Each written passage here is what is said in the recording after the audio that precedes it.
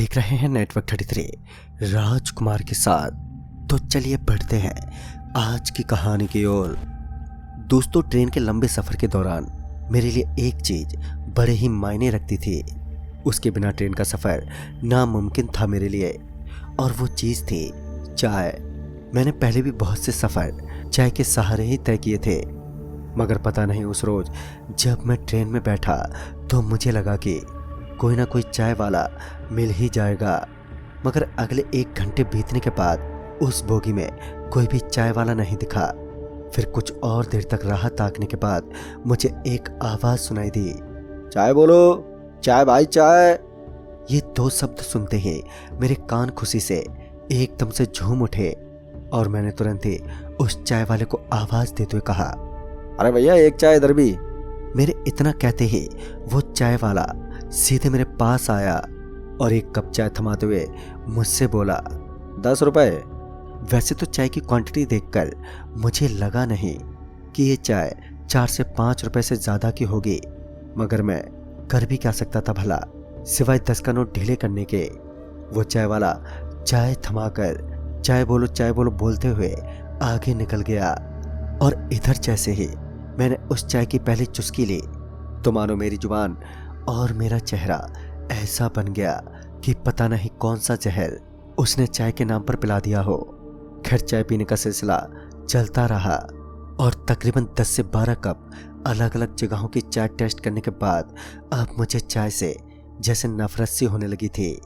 फिर जब देर रात ट्रेन एक जगह पर रुके तो मेरी नज़र ट्रेन की खिड़की से सीधे प्लेटफार्म के अंतिम छोर पर बैठे एक आदमी पर पड़ी, जिसे देखकर ऐसा लग रहा था कि वो चाय बना रहा हो, क्योंकि एक बड़ी सी चाय की केतली स्टोव पर चढ़ी हुई थी। पता नहीं क्यों मैं उस चाय की केतली को देखकर अपने आप को रोक नहीं पाया, और मैं तुरंत ही ट्रेन से नीचे उतरा और उस चाय वाले के पास जाकर बोला, अरे भैया एक अच्छी वाली गर्म सी चाय देना मुझे।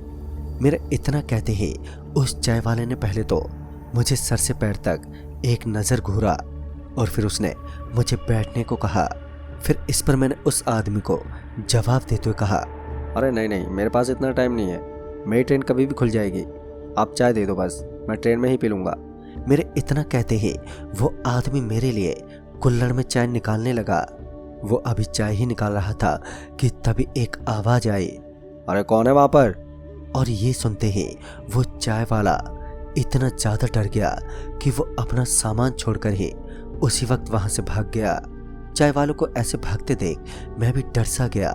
फिर जब मैंने उसकी ओर देखा जो आवाज दे रहा था तो पाया कि वो कोई गार्ड है जो लंगड़ाते हुए मेरी तरफ बढ़े आ रहा था। पता नहीं क्यों वो आदमी मुझे कुछ ठीक नहीं लग रहा था, लिहाजा उसके कहने के बावजूद मैं वापस अपनी बोगी की तरफ जाने लगा।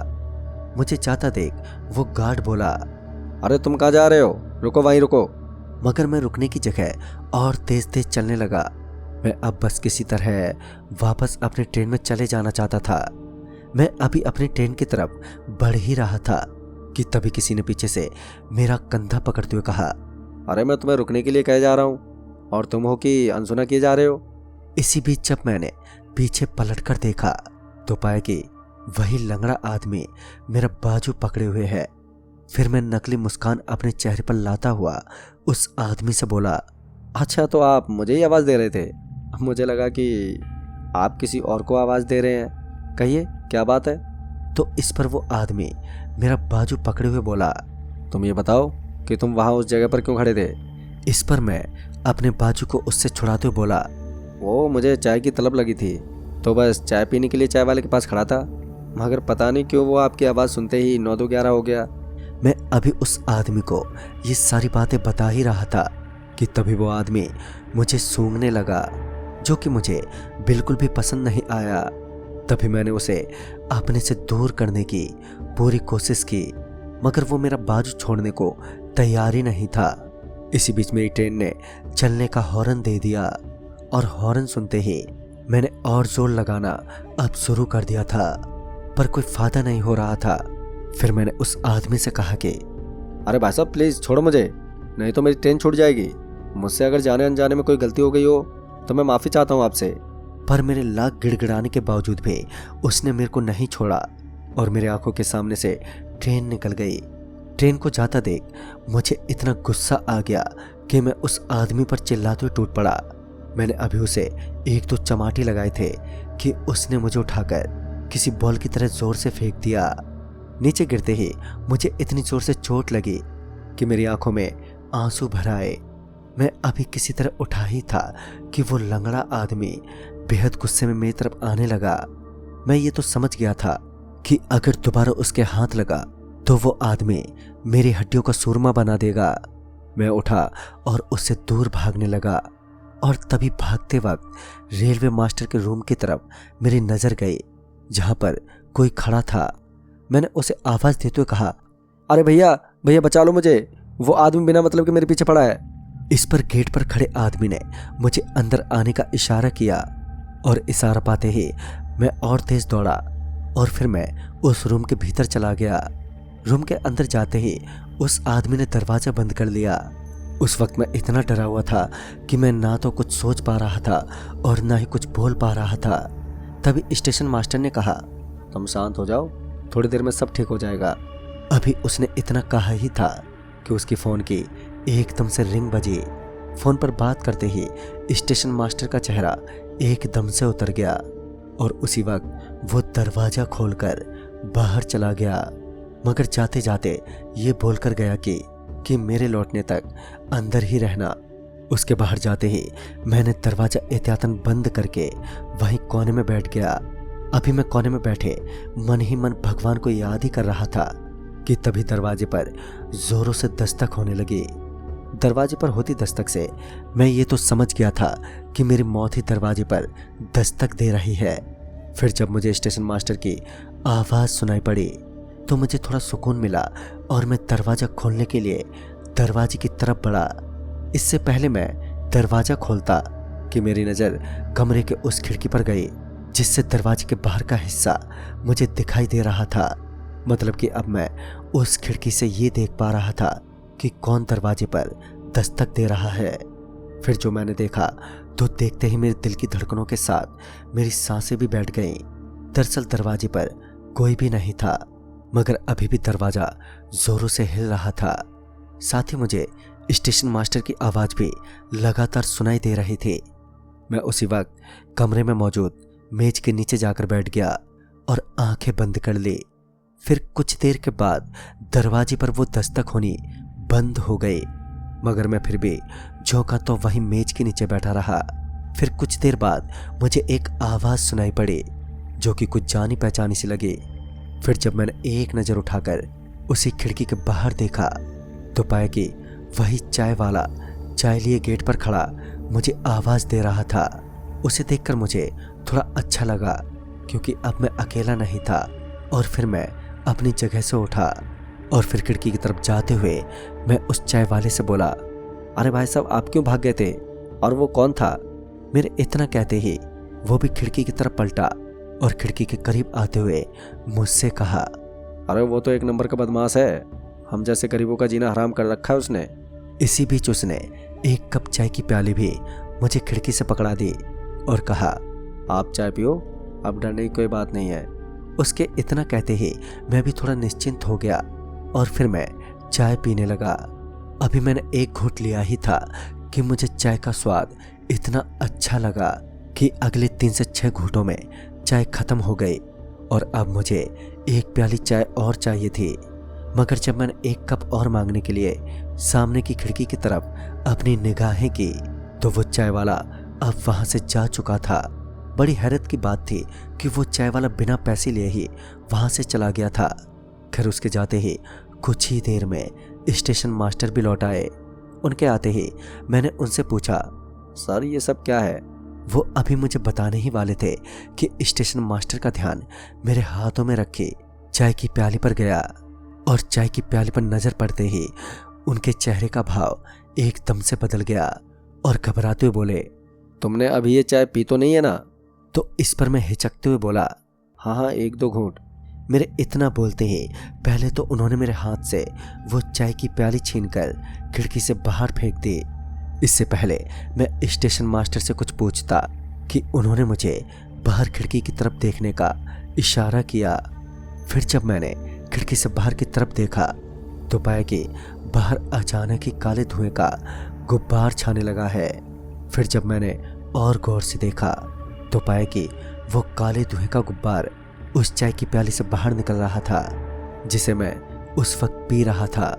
ये देखते ही मेरे हाथ और पैर फिर से एक बार कांप उठे। फिर स्टेशन मास्टर ने मेरे कंधे पर हाथ रखते हुए बड़े ही निराश स्वर में कहा, आखिरकार उस चाय वाले ने तुम्हें अपना शिकार बना ही लिया। अब तुम 13 घंटों में बड़ी ही दर्दनाक मौत मरने वाले हो। उनकी बातों से ये तो साफ था कि मैंने सच में वो चाय पीकर बहुत ही बड़ी गलती कर दी है। मैं तुरंत ही उस स्टेशन मास्टर के पैरों में गिर पड़ा और रोते हुए बोला, मुझे किसी भी तरह बचा लो, मैं जिंदगी भर आपका एहसानमंद रहूंगा। इतने में ही मेरे मुंह से खून निकलने लगा।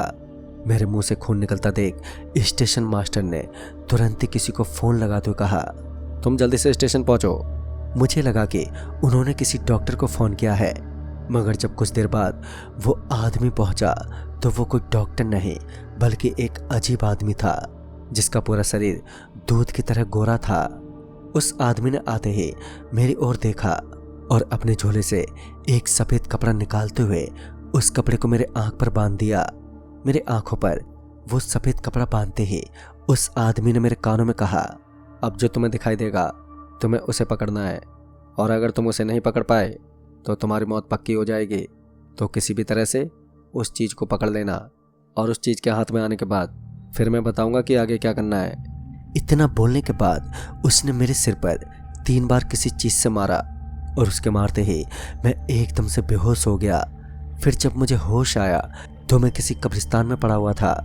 अपने आप को एकदम से कब्रिस्तान में पाकर मैं चौंक तो गया था, मगर मेरी आंख उस चीज़ को ढूंढ रही थी जिसे मुझे किसी भी कीमत पर हासिल करना था। पर अभी वहाँ दूर दूर तक खामोशी और सन्नाटे के अलावा और कुछ दिखाई नहीं दे रहा था। मुझे लगा शायद कब्रों में से कुछ भयानक सा निकलेगा, जिस वजह से मैं वहाँ की कब्रों पर आंखें गड़ाए हुए था ताकि कोई भी हलचल हो तो मुझे तुरंत ही पता चल जाए। अभी मेरी नजरें कब्रों पर ही थी कि तभी मेरी नजर एक दुबले पतले आदमी पर पड़ी जो कि एक पेड़ के पीछे से झांक रहा था। उसे पेड़ के पीछे से झांकता देख मैंने उसे आवाज देते हुए कहा, अरे सुनो भाई। मैंने अभी इतना कहा ही था कि वो आदमी पेड़ के पीछे से मुस्कुराते हुए बाहर आया। जब वो सामने आकर खड़ा हुआ तो पता चला कि उसका एक पाँव नहीं है, वो एक लाठी के सहारे किसी तरह से खड़ा था। फिर मैंने उसे नीचे से ऊपर तक देखते हुए बोला, अरे तुम इतना मुस्कुरा क्यों रहे हो? मैंने अभी इतना कहा ही था कि वो लंगड़ाते हुए मुझसे दूर जाने लगा। उसे दूर जाता देख मुझे ये याद आ गया कि उस सफ़ेद आदमी ने कहा था कि जो भी चीज़ दिखे उसे पकड़ना है। और ये सब याद आते ही मैं उस लंगड़े आदमी को पकड़ने के लिए एकदम से दौड़ा। शुरू में मुझे लगा था कि मैं पलक झपकते ही उसे पकड़ लूँगा, मगर मैं गलत था और मेरी सांसें दौड़ते दौड़ते उखड़ने लगी थी। मगर वो आदमी अभी भी मेरी पकड़ से काफ़ी दूर था, मानो कब्रिस्तान की ज़मीन मुझे उस तक पहुंचने ही नहीं दे रही थी। पर मैंने अभी हार नहीं मानी थी। मैंने एक बार और अपना पूरा दमखम झोंका और उसके करीब पहुंचते ही मैंने छलांग लगा दी। मेरे छलांग लगाते ही वो आदमी एकदम से गायब हो गया। वो तो हाथ नहीं लगा, मगर उसकी लाठी अब मेरे एक हाथ में थी। और जैसे ही मैंने उस लाठी को अपने दोनों हाथों से पकड़ा तो एक तेज रोशनी हुई जिससे मेरी आंख एकदम से चौंधिया गई। फिर जब वो रोशनी गई तो मैंने अपने आप को अपनी ट्रेन के बर्थ पर बैठा पाया। ट्रेन अभी भी उसी स्टेशन पर खड़ी थी, मानो कि समय पीछे गया हो। तभी मेरी नज़र उसी चाय वाले पर गई जिसने मुझे मौत की चाय पिलाई थी। जहाँ उस चाय वाले को देखकर मुझे अभी भी डर लग रहा था, तो वहीं मुझे इस बात की भी खुशी थी कि मैं ट्रेन के भीतर सही सलामत हूँ। मैंने उसी वक्त सोच लिया था कि अब चाहे जो हो जाए ट्रेन से नहीं उतरूंगा। तभी मेरी हथेली में जलन सी होने लगी थी, और जब मैंने अपने हथेली में देखा तो उसमें एक दहकता हुआ लाल रंग का सिक्का था। मैं इससे पहले उस सिक्के को नीचे फेंकता कि तभी मैंने देखा कि वो सफ़ेद आदमी मेरी ट्रेन की खिड़की पर खड़ा मेरी ओर देख रहा है। फिर जब मेरी नज़र उस आदमी पर गई तो वो बोला, देखो ये सिक्का तुम उस गार्ड को देकर वापस ट्रेन में बैठ जाना और फिर कभी ये जानने की कोशिश मत करना कि यहाँ तुम्हारे साथ क्या हुआ। तुम चुपचाप यहाँ से निकल जाना। और इतना बोलते ही वो आदमी गायब हो गया और उसके गायब होते ही मैं ट्रेन से उतरा और उस गार्ड को ढूंढने लगा। काफ़ी ढूंढने के बाद वो मुझे ट्रेन की सबसे पिछली बोगी के पास खिड़कियों में झांकता हुआ दिखा। मैं उसे देखते ही उसकी तरफ दौड़ा और उसके हाथों में सिक्का थमाते ही मैं बिना उसका चेहरा देखे वापस अपनी बोगी में जाकर बैठ गया। फिर कुछ ही देर में ट्रेन वहाँ से निकल गई और ट्रेन के निकलते ही मुझे बहुत राहत मिली। उस रात का सफ़र काफ़ी खौफनाक रहा। आज भी मेरे हाथ की हथेली पर उस सिक्के का निशान बना हुआ है जिस पर कुछ अलग सी भाषा में कुछ लिखा हुआ है। मैं अक्सर उस निशान को देखकर ये सोचता हूँ कि आखिर वो चाय वाला और वो गार्ड और वो सफ़ेद आदमी कौन थे, उनकी क्या कहानी है। मगर मैं ये जानने की हिम्मत नहीं जुटा पाता क्योंकि मैं फिर से मुसीबत में पड़ना नहीं चाहता हूँ। तो दोस्तों इस कहानी में बस इतना ही। तब तक के लिए बाय एंड टेक केयर।